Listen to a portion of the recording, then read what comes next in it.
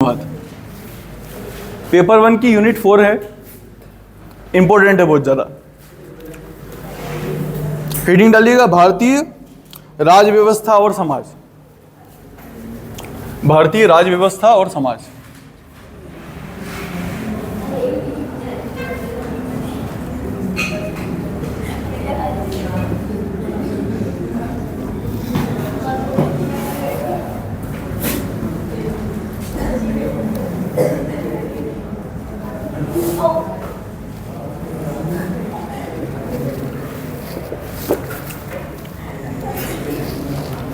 भारतीय राज व्यवस्था और समाज।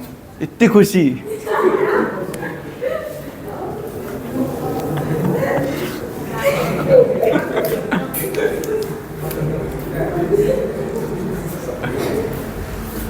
मैं बोलता पर रहने देते हैं ना। देखिए, अपने को इसमें 3 चीजें पढ़ना है। हम पूछे हमको बताओ, फिर हम भी हंस सके बेटा। एक जनपद, एक महाजनपद और एक गणराज्य। ये जो आपका टॉपिक है ना, उसमें तीन चीजें, एक जनपद, महाजनपद और गणराज्य। यूनिट कौन सी? 4। पेपर कौन सा है? 1। इंपॉर्टेंट है बहुत ज्यादा। हाँ 16 महाजनपद वाला जो। इसके पढ़ने का उद्देश्य क्या है तो अपन जाने। जैसे अभी क्या है, अभी आप देखते हो कि यार गांव है, फिर तहसील है, फिर जिले हैं, फिर संभाग है, फिर राज्य है, फिर राष्ट्र है, ऐसे बटा हुआ है। पहले के अपने जो पूर्वज थे वो कैसे रहा करते थे जानना चाहिए, इसलिए हमको ये टॉपिक मिला है। चलिए शुरू करते हैं। तो पहला पॉइंट है वो क्या है? जनपद। किसी भी चीज को जानना हो तो सबसे पहले क्या करेंगे? उसका अर्थ समझेंगे, अदरवाइज जानेंगे कैसे? जैसे ऋग्वेद अपन ने पढ़ना चालू करता तो अपन बता ऋग्वेद का अर्थ क्या होता है? जानना। ऐसे ही जनपद को जानना हो तो पहले उसका अर्थ समझना पड़ेगा, चीज क्या है वो। और जब चीज समझनी होती है हिंदी में तो क्या करते हैं? उसका पार्ट कर देते हैं। विद्या प्लस आलय क्या होता है? विद्यालय। करते थे ना, ऐसे पार्ट कर देते थे। वैसे इसके पार्ट कर दें, जन प्लस पद। जन का अर्थ क्या होता है? तुम सब कौन हो? लोग। हाँ लोग, बिल्कुल, लोग बाग। इसका अर्थ क्या है? लोग। लोग में लुगाई भी आ गई है ना, लोग लुगाई अलग से लिखने की। एक चीज को बेटा समझने की कोशिश करना। बहुत सारे लोगों को मैंने देखा है, उनको पता नहीं क्या समस्याएं हैं। बालक अपन बोल देते हैं कि इतने विद्यार्थी हैं या बालक हैं, बालिकाएं क्यों नहीं बोल रहे सर आप? होता है उनके साथ। कई ऐसे शब्द होते हैं जिसमें लड़का लड़की दोनों आ जाते हैं, राइट? आपके कितने पुत्र हैं तो इसका मतलब वो दोनों बता देगा, पुत्र पुत्री दोनों बताएगा, अलग से जानने की जरूरत नहीं होती है, राइट? लोग में सब आ जाते हैं। अगर कोई बोले देश में बाघों की संख्या कितनी है तो बाघिनों की संख्या भी गिन के बताता है, राइट? अभी थोड़ा सा मैडम से इसी चीज को लेकर डिस्कशन हो गया था कि इतना लोड लेने की जरूरत नहीं हर चीज में, है ना? बात आ रही समझ। जन मतलब क्या हो गया? लोग, जनता, लोग। पद मतलब रहने का स्थान। क्या है? रहने का स्थान। बता पाएंगे कि जनपद का मतलब क्या है?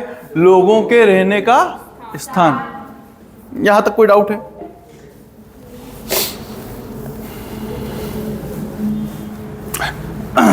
यहां तक कोई डाउट है?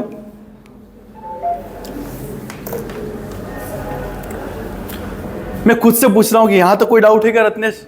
मैं खुद बोल देता हूं नहीं है। मैं आप लोगों से पूछ रहा हूं, नहीं लिखने में लगे हुए। यहां तक कोई डाउट है? तो बोलो यार, बीमार मैं हूं, तुम थोड़ी हो। डाउट नहीं है? आगे बढ़ते हैं। देखो, अपन ने अर्थ तो समझ लिया, पर आखिर में भारत में जनपद व्यवस्था स्टार्ट कहां से हुई? तो आपको वैदिक काल में जाना पड़ेगा। वैदिक काल में जन पढ़ाए थे। सबसे पहले क्या रहता था? ग्रह, फिर ग्राम रहता था, फिर जन आते थे। ध्यान में आ रहा है कुछ कुछ? ये वही जन है।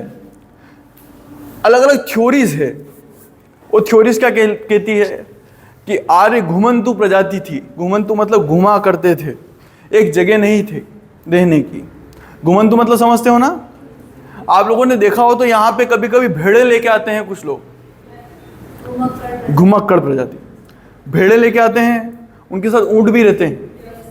आपके दिमाग में आता होगा ना कि सर पूरी बारिश तो वो यहीं निकाल देते हैं, पूरी बारिश, किसी और मौसम में कहीं और जाएंगे। वो घुमंतु प्रजाति है। कई इतिहासकारों का ये कहना है कि आर्य कौन थे? घुमंतु प्रजाति के लोग थे। जब वो भारत में आए, जो कि अपन नहीं मानते हैं इस चीज को, अपन ये मानते हैं कि वो आर्य कहाँ के? यहाँ के मूल निवासी थे। पर एक थ्योरी ये बोलती है कि जब वो यहाँ पे आए तो उन्होंने क्या करा? यहाँ पे छोटे छोटे गांव बसाकर बसना चालू कर दिया। अलग अलग जाति के लोग अलग अलग क्षेत्रों में बसने लगे। अलग अलग जाति के लोग, अलग अलग कुल के लोग जब अलग अलग क्षेत्रों में बसे तो वहां की प्रशासनिक व्यवस्था भी अलग अलग ही रही। इसका एग्जाम्पल बताऊं? मान लीजिए कि अगर अपन आज भी जातियों के नाम पे अलग अलग रह रहे होते, मतलब मेरी जाति का गांव अलग रहता, आपकी जाति का गांव अलग रहता, आपकी जाति का, क्या आपके और मेरे नियम कानून एक होते? नहीं होते ना। राजपूत अलग तरीके से रहेंगे, क्षत्रिय अलग तरीके से रहेंगे, सबका मतलब ब्राह्मण अलग तरीके, सबका अलग अलग व्यवस्था हो जाती है ना। सबके अपने अपने जाति के कुछ ट्रेडिशंस रहते हैं। हमारे इसमें मांस खाना अलाउ नहीं है, नॉनवेज नहीं खा सकते, बात भी नहीं कर सकते। अगर मेरी माँ के सामने मैं नाम लूंगा ना तो वो मारती है मेरे को, मैं चिढ़ाने के लिए लेता भी हूँ कई बार। समझ रहे हो ना? हमारे यहाँ ऐसी हालत है। और कई ऐसे समाज है जहाँ उनके मुंह में पानी आ जाएगा कि अरे बेटा बना लेते हैं। ट्रेडिशंस अलग अलग हैं, यहाँ पे भी ऐसा ही। तो समझने की कोशिश कीजिएगा वैदिक काल में। स्टार्ट कहाँ से हो रहा है ये? वैदिक काल से। वैदिक कालीन लोगों ने जब एक स्थान पे बसना चालू करा,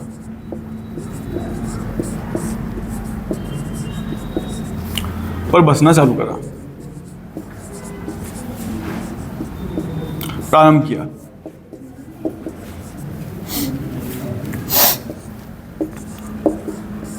जब वैदिक कालीन लोगों ने एक स्थान पे बसना प्रारंभ करा तो किस चीज का निर्माण हुआ? जनपद का निर्माण होगा। जनपद, जन लोग एक स्थान पे रहने लगे तो वो क्या हो गया? जनपद हो गया। ये स्टार्ट कहाँ से हो रहा है? वैदिक काल से। फिर मैंने आप लोगों को बताया कि जनपद जो थे वो किस चीज पे आधारित थे? तो अलग अलग कुलों पे आधारित थे। अलग अलग कुल थे,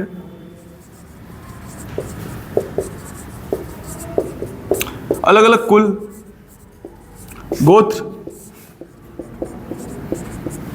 अलग अलग कुल, अलग अलग गोत्रों के अलग अलग जनपद थे। और जब उनके अलग अलग कुल और अलग अलग गोत्रों के अलग अलग जनपद रहेंगे तो सीधी सी बात है उनकी प्रशासनिक व्यवस्था भी क्या रहेगी? अलग अलग अलग कुल, अलग अलग गोत्र, तो प्रशासनिक व्यवस्था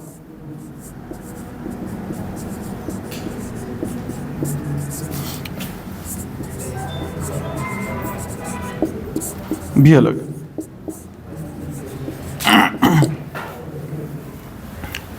कोई सोसाइटी बहुत ज्यादा लिबरल रहेगी तो वो क्या करेगी? वो कोशिश करेगी कि सबको साथ में लेके चल सकें। वहां पे लोकतंत्र आ जाएगा, राइट? कि यार आप भी कुछ वोटिंग करो, आप भी कुछ वोटिंग करो। अगर हर क्लास के अंदर आप देखोगे, अगर हर क्लास को अलग अलग बांट दिया जाए तो अपने यहाँ पे क्या होगा? अपने यहाँ पे शायद तानाशाही चलेगी इतिहास में शायद अपने लोकतंत्र जैसा कोई रहेगा नहीं, सब राजा बनना चाहेंगे। वैसे ही यहाँ अलग अलग व्यवस्था, अलग अलग गोत्र, तो यहाँ प्रशासनिक व्यवस्था भी क्या है? अलग अलग। यहाँ तक बेटा कोई डाउट है? अब इसकी विशेषताएं देखिए।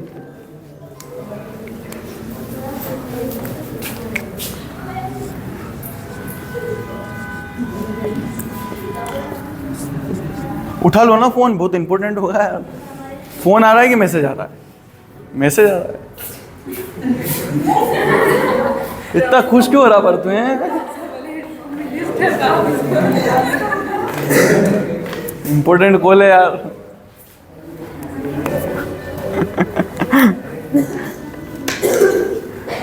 तो देख रहे हो इंपॉर्टेंस कॉल का, कितने खुश होके गया है वो। ऐसे मैं क्लास का डालता हूँ, तुम कभी खुश हुए? चलो आगे बढ़ते हैं ना। आजा बेटा, पूरी बात कर लेता ना, वो जल्दी खत्म हो गई यार। है झगड़ा होगा आज है।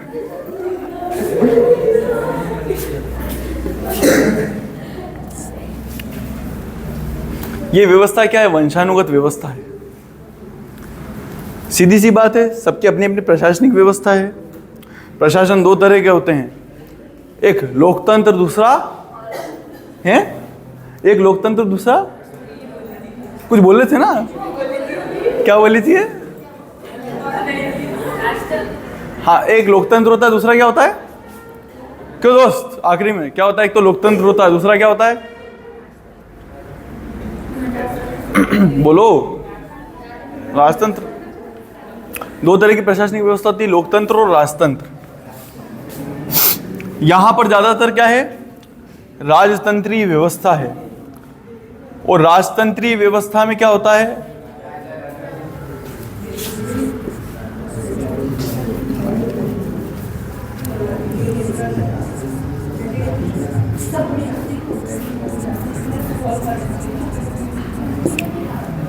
ये व्यवस्था क्या है? वंशानुगत है। अगर राजा भी रहेगा तो अगला राजा कौन बनेगा? उसका बेटा। मतलब आपने अलग अलग जनपद बताए हैं, अलग अलग जनपद में व्यवस्थाएं भी अलग अलग है, कुछ लोकतंत्र है, कुछ राजतंत्र है। पर ज्यादातर जो राजतंत्र हैं, उस राजतंत्र में कैसी व्यवस्था है? तो वंशानुगत व्यवस्था है। राजा चाहेगा कि पड़ोसी का बेटा फिर राजा बन जाए अगला? वैसे ही सेनापति चाहेगा कि पड़ोसी बेटा सेनापति बने? नहीं। वंशानुगत व्यवस्था में जरूरी नहीं है कि सिर्फ राजा की बात कर रहे हैं, प्रधानमंत्री की बात कर सकते हैं। प्रधानमंत्री भी क्यों चाहेगा कि कोई और का बेटा प्रधानमंत्री बने? सेनापति का बेटा चाहेगा ना कि सेनापति मेरा बेटा ही बने। इस व्यवस्था क्या बोलते हैं? वंशानुगत व्यवस्था। तो इसकी विशेषता है जनपद की, यहाँ पे व्यवस्थाएं कैसी है? वंशानुगत है। दूसरी इसकी विशेषताएं लिखिए। इसका समाज गोत्र आधारित समाज है। गोत्र मतलब समझते हैं आप लोग क्या होता है?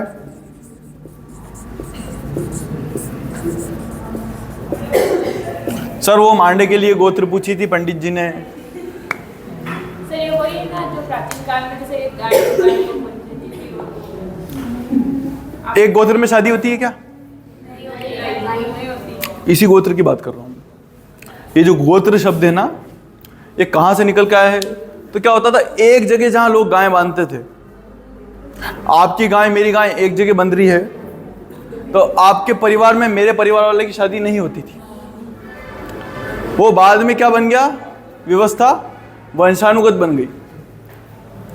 अब जब भी शादी करनी होती थी तो क्या करते थे? उस गोत्र से बाहर करते थे। पर ये शुरुआत कैसे हुई? गाय बांधने से स्टार्ट हुआ। गाय भी एक ही जगह बांधोगे ना आप, अगर एक ही जनपद के हो तभी तो गाय एक जगह बांध पाओगे। इसलिए शादियां कहां होती थी? बाहर होती थी, अपने गोत्र से बाहर। पर ये जो समाज है वो काय पे आधारित था? गोत्र पे आधारित था। मैंने आपको बताया ना, भरत कबीले के लोग थे, तो उनकी गोत्र क्या थी? एक ही थी। कोई वशिष्ठ को मानने वाला था कि अपने आप को उसका वंशज बताता था, तो उनकी क्या गोत्र हो जाती थी? एक वशिष्ठ। और उनके जितने भी वंशज रहते थे वो अपने एक जनपद में रहते थे। बात आ रही है समझ में? बात आई समझ में? आप लोगों को अपनी अपनी गोत्र पता है? सभी को पता है। तो आप ऐसा मान लो कि आपके गोत्र के जितने भी लोग हैं वो अपने अलग जनपद में रहेंगे। जब आप अलग जनपद में रहोगे तो आपकी व्यवस्था भी अलग रहेगी। वो अपने लिखा है पहले ही कि हर जनपद की प्रशासनिक व्यवस्था क्या है? अलग है। लोग भी अलग है ना। आगे बढ़िए। यह समाज कैसा है? कृषि आधारित।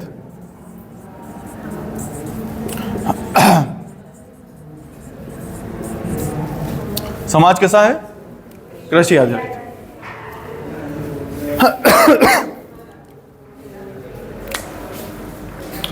कृषि और पशुपालन भी लिख सकते हैं साथ में जोड़ के। पर इंपॉर्टेंस किसका ज्यादा है? कृषि का। दोस्तों को कभी दोस्तों को साथ में नहीं बैठने देना चाहिए, क्यों? पढ़ते हैं है ना, पढ़ाई होती नहीं है, इधर उधर की बातें चलती है बस। अब तुम लोग क्या करूंगा मैं, ये सीरियल वाइज बिठाया करूंगा, नए दोस्त बनेंगे ना इसी बहाने। अब आवाज नहीं आनी चाहिए ना। ये कृषि आधारित व्यवस्था है, इसका मेन जो सोर्स है इनकम का वो क्या है, कृषि है। कैसे कृषि है बेटा, वैदिक काल अपन ने पढ़ा था। वैदिक काल में क्या करा था, एक जगह बसोगे तो बसना किस लिए पड़ता है, एक जगह कृषि के लिए।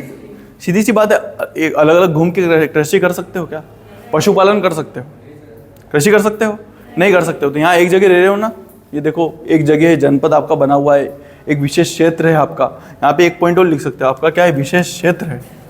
ऐसा नहीं है कि जनपद लेके घूम रहे हो पूरी पूरी, ऐसा नहीं होता है ना कि मैं मंदसौर लेके आया हूँ यहाँ पे, ला सकता हूँ क्या, नहीं ला सकता हूँ।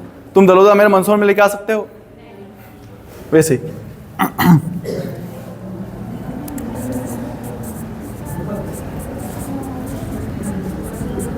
क्या है, विशेष क्षेत्र है इसका।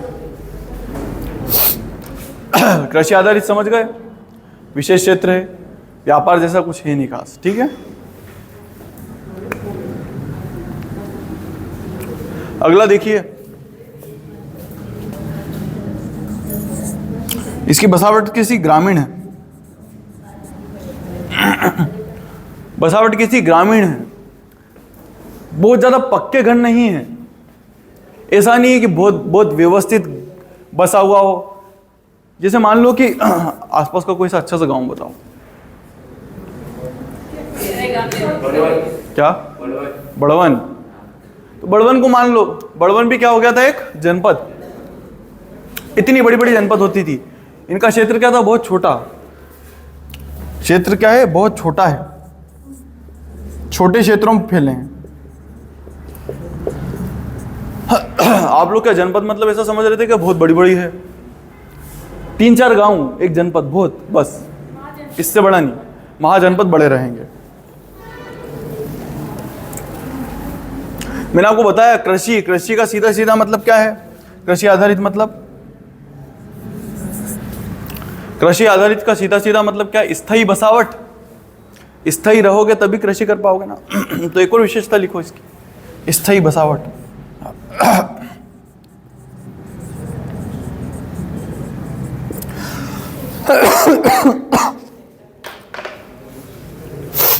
समझ में आया, कोई डाउट है? इसके एग्जाम्पल्स लिख सकते हो, भरत जनपद, इसके उदाहरण लिख सकते हो, भरत जनपद, शिवी जनपद, कुरु जनपद, पुरु जनपद और विषाणिक जनपद, अनु जनपद। द्रवु हो गया, अनु, यदु, द्रवु, पुरु, तुर्वश, शिवी, भलानस, केकई, वो सब जनपद ही थे। ये जनपद कुछ आर्य भी थे, अनार्य भी थे, ये भी लिख सकते हैं, ठीक है। कुछ जनपद आर्य भी थे, अनार्य भी थे।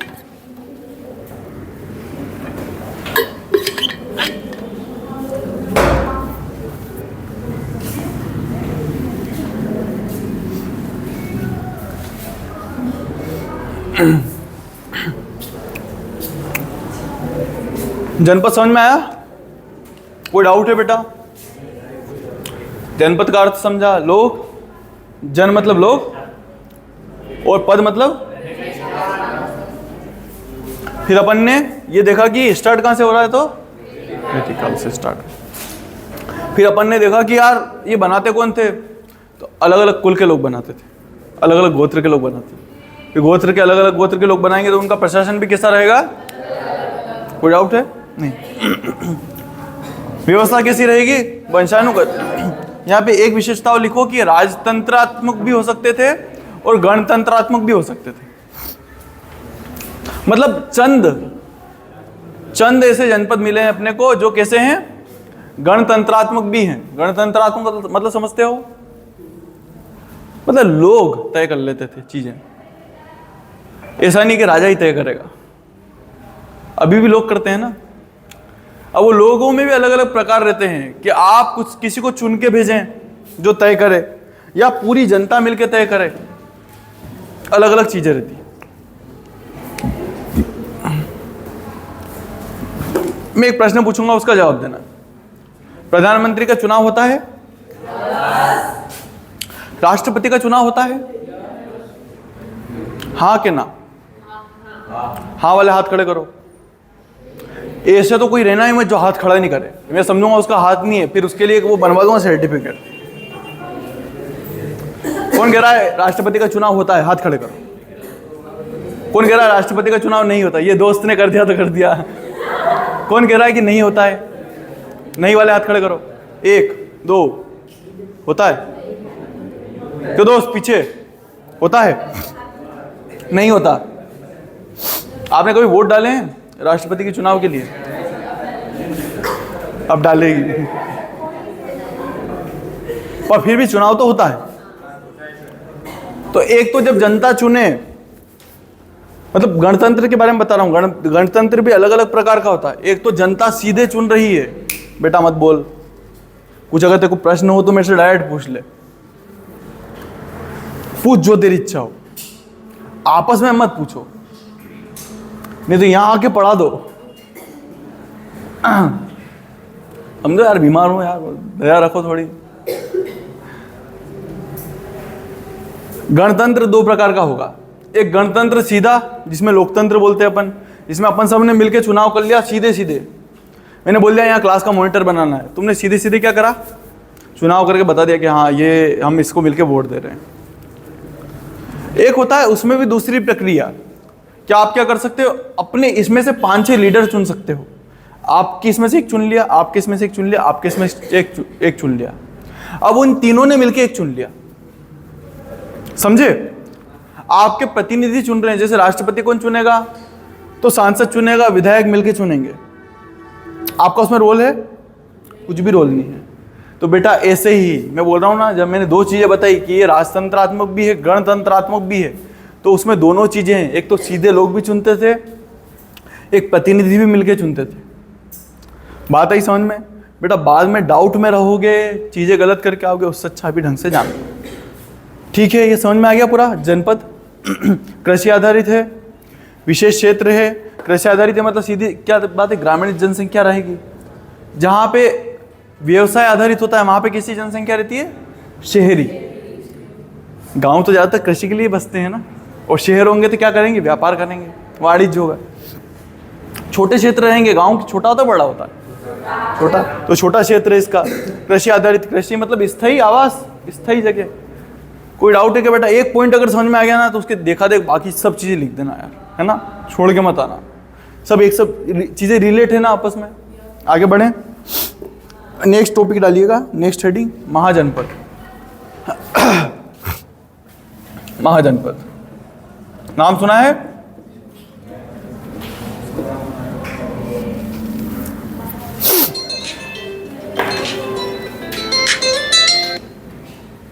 इसको पोस्ट करोगे? पोस्ट करना है, बंद नहीं करना है। किसको आता है पोस्ट करना?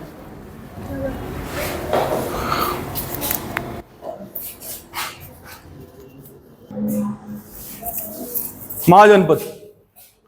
महाजनपद मतलब जब कुछ जनपद मिलके एक बड़ी जनपद का निर्माण करते थे तो उसको क्या बोलते थे? महाजनपद। मतलब जनपद एक से अधिक भी हो सकती है ना, प्लस जनपद इक्वल्स टू क्या हो गया? महाजनपद। ये यहां कर देता ना, इक्वल्स टू, ये इक्वल्स टू। ठीक है, जब जनपद कई एक या एक से अधिक जनपद मिलके, एक नहीं 2 या 2 से अधिक जनपद मिलके एक बड़ी जनपद का निर्माण करते थे तो उसको क्या बोलते थे? कुछ कुछ विशेषताएं ऐसी है, जैसे एक विशेषताएं वंशानुगत व्यवस्था है, ये भी गोत्र आधारित है, स्थायी बसावट है, क्षेत्र बड़े हैं। इसका क्षेत्र क्या है? क्षेत्र क्या है? बड़ा। सीधी सी बात है, बड़ा होगा ना, महाजनपद है, कई सारे जनपद मिलके बन रहे हैं। इसका समय क्या था? तो वैदिक काल। इसका समय क्या है? 600 BC। Before the birth of Christ. 600 BC मतलब आज से कितने साल पहले? 600 साल पहले। बहुत बढ़िया बेटा, I am proud of you. आज से 600 साल पहले 600 बीसी होगा। 400 कितने? 2625 साल पहले कितना हो जाएगा? 600 बीसी। फिक्स बता रहा हूं, तेरा बहुत बढ़िया बेटा, समझ गए ना? Very good. इसने अंदाजा लगा के बताया है कि लगभग कितने 2600 साल पहले क्या रहेगा? 600 बीसी रहेगा। मतलब आज से 2025 तो चल रहा है, फिर बिफोर पूछ रहा है, पहले, उसके भी पहले, तो उसके पहले कुछ तो रहा होगा, तो उसके भी 600 साल पहले, तो इसमें जोड़ दो 600 और क्या, 2025 में 600 जोड़ोगे तो 2625। इतने साल पहले चालू हुआ था। इसकी जानकारी कहां से मिलती है? तो जैन बौद्ध ग्रंथ है, जैन ग्रंथ है शायद, अंगोत्तर निकाय और भगवती सूत्र।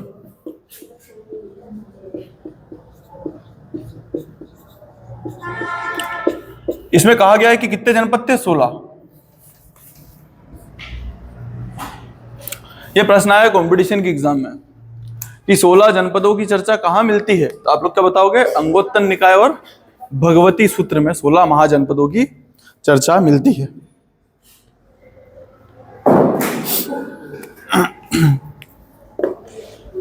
ये अधिक संगठित राज्य थे। क्या थे? अधिक संगठित।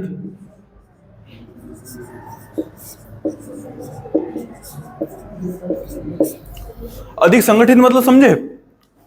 यहां व्यवस्थाएं क्या है? ज्यादा अच्छे सुचारू रूप से चल रही है। आप खुद देखो, एक गांव में रह रहे हो आप और एक शहर में रह रहे हो। शहर में ज्यादा अच्छी व्यवस्थाएं होती है, आपको ज्यादा पुलिस वाले दिखेंगे, राइट, ज्यादा कर्मचारी दिखेंगे, तो यहाँ की व्यवस्था क्या है? ज्यादा संगठित है। गांव में जो चल रहा है चलता है, पर बड़े शहरों में चलेगा क्या? नहीं चल पाएगा। यहाँ पे हर चीज के लिए कुछ लोगों को रखेंगे, महाविद्यालय होंगे। महाविद्यालय है आपके गांव में? है ना? दलोदा हमारा गांव है और हमारे गांव में महाविद्यालय है।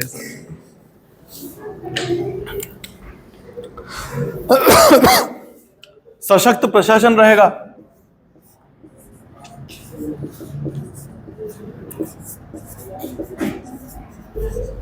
एक ताकतवर प्रशासन रहेगा। मतलब आपके गांव में कलेक्टर है, रहता है कलेक्टर?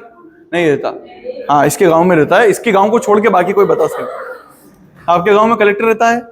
नहीं रहता। एसडीएम रहता है? नहीं रहता।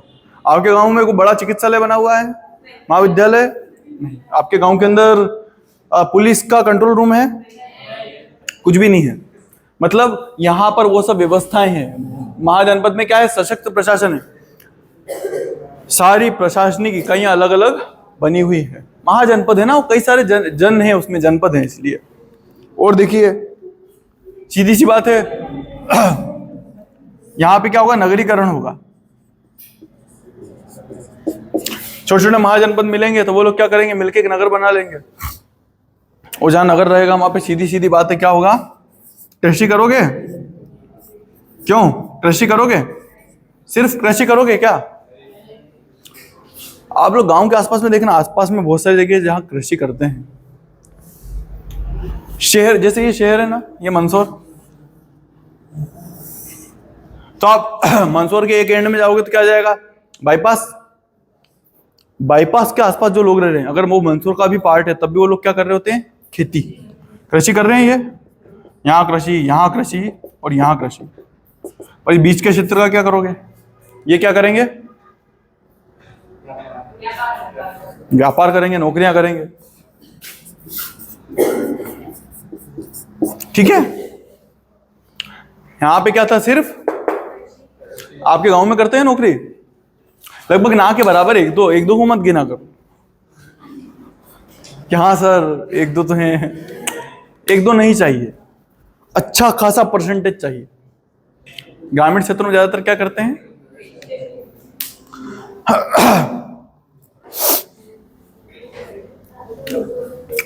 यहां पे भी राजतंत्र है और क्या है? गणतंत्र भी है।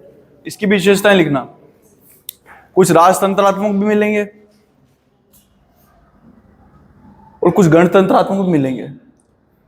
मगध क्या है? राजतंत्रात्मक। जो अपने उज्जैन में माहिष्मति, वो भी क्या थी, राजतंत्रात्मक था। चेदी जनपद भी क्या था, राजतंत्रात्मक था। पर वज्जी जनपद जो था वो क्या था, गणतंत्रात्मक। नाम सुना है पावा के वज्जी? बताऊंगा, धीरे धीरे समझोगे, जब अपन गणतंत्र पढ़ेंगे ना तब समझ में आएगी। लिच्छवी जनपद भगवान बुद्ध का संबंध कैसे था? पढ़ाया था मैंने, शाक्य जनपद से थे ना। उनकी पत्नी की जनपद थी महामाया, वो रामग्राम के कोली महिला थी। वो सब गणराज्य थे। मतलब वहां पे क्या चलता था, राजा तो आता था पर वो इलेक्ट होके आता था, मतलब 3-4 राजा रहते थे एक ही जगह में, वो भी इलेक्ट होके आते थे। ऐसे करके व्यवस्थाएं थी। एग्जाम्पल भी लिख सकते हो ना यहाँ पे, तो क्या क्या लिख दोगे, 16 महाजनपदों में ज्यादातर जो जनपद है वो कैसे हैं, लोकतंत्रात्मक है। उनमें क्या क्या लिखोगे, एक तो मगध लिख दोगे, महिष्मति लिख दोगे, चेदी जनपद लिख दोगे, मत्स्य लिख दोगे। और आपको लिखना हो जब गणतंत्रात्मक जनपद, महाजनपद, सॉरी जनपद नहीं, मेरे मुंह से निकल रहा है जनपद, आप महाजनपद ही लिखना, महाजनपद ही पढ़ रहे। जब गणतंत्रात्मक महाजनपद लिखोगे तो उसमें क्या लिखोगे, वज्जी लिखोगे। ठीक है, आगे बढ़े। जब जनपद बड़े बड़े होंगे तो उनके बीच में क्या होगा, राजनीतिक संघर्ष होगा। संघर्ष, जब लोग ताकतवर होने लगते हैं तो उनके बीच में क्या होता है, संघर्ष होता है। सीधी सी बात है, अलग अलग लोग शक्ति पा रहे हैं, ज्यादा ताकतवर हो रहे हैं, तो बाकी लोगों को लगेगा ना जैसे ये अलग अलग जन थे, ये जन।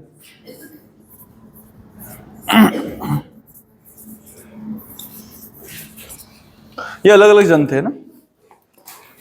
अपन लोग गए सेना लेके, ये एक सेना लेके गए, इसको ए मान लेंगे, ये बी मान लेंगे, ए महाजनपद, बी महाजनपद, सी महाजनपद। ये क्या है, गणराज्य। वो दो बैठे हुए ना, वो क्या है, गणराज्य। अपन जनपद है, महाजनपद है, दो ही तो है। तो जो ए महाजनपद है उन्होंने क्या करा, इन 4 पे कब्जा कर लिया। जो बी महाजनपद है उन्होंने क्या करा, सीधे 6 पे कब्जा करा। तेज भी चल रहे हैं ये लोग। इन्होंने क्या करा, 6 पे कब्जा करा है। यहां वाले जो हैं उनकी संख्या ज्यादा है, तो उन्होंने कितने पे कब्जा करा है, कितने हो गए, ये भी लगभग 6 हो गए। एक और बढ़ा देते तुम्हारी खुशी के लिए, 7 पे कब्जा करा है। अब मेरी बात को समझने की कोशिश करना, इसने 7 पे कब्जा कर लिया, इसने 6 पे कब्जा कर लिया। अब तुम लोगों की इच्छा होगी कि नहीं होगी कि इन 4 को खत्म करें? होगी ना। इसकी तो पूरी इच्छा होगी कि हम 6 हैं, अगर ये 4 और मिल जाए तो मजा ही आ जाए, 7 हो जाएंगे। 6 हैं, सॉरी 7 क्या हो जाएंगे, 10 हो जाएंगे। ये 7 हो जाएंगे और हम 10 हो जाएंगे। और जब ये सब इच्छाएं पनपेगी तो क्या होगा, संघर्ष। ये तो ऐसे ही बैठे हुए कि हाँ कर लो कब्जा, करने दोगे? मन में तो आ रहा होगा ये क्या हराएंगे। बात आई समझ में। संघर्ष होंगे, अलग अलग राज्यों के अलग अलग संघर्ष होंगे, अलग अलग कारण रहेंगे। माता पिताओं की हत्या होगी, बाप को जेल में डालेंगे, पूरी व्यवस्थाएं चलेगी। अपन देखेंगे, मगध का उत्कर्ष देखेंगे, तब पता चलेगा कि जनपद कैसे आपस में लड़ेंगे और जानवरों जैसे लड़ेंगे। इतना अंतः कलह रहेगी कि पिताओं की हत्याएं तक होगी। ठीक है, एक तो पूरा वंश पड़ेगा, उस वंश का नाम ही रहेगा पितृहंता वंश। क्या नाम रहेगा? पितृहंता का मतलब समझते हो आप लोग? ऐसा वंश जिसमें राजा अपनी पिता की हत्या करके बनता है। मतलब अगर कोई समझदार राजा होता तो बच्चे पैदा ही नहीं करता, पैदा कर लेता तो मार देता, क्योंकि उसको पता है कि आगे आने वाली पीढ़ी का जब आएगा, बड़ा होगा तो क्या करेगा, मेरी हत्या करके राजा बनेगा। ये सब अपन पढ़ेंगे। ठीक है, थैंक यू।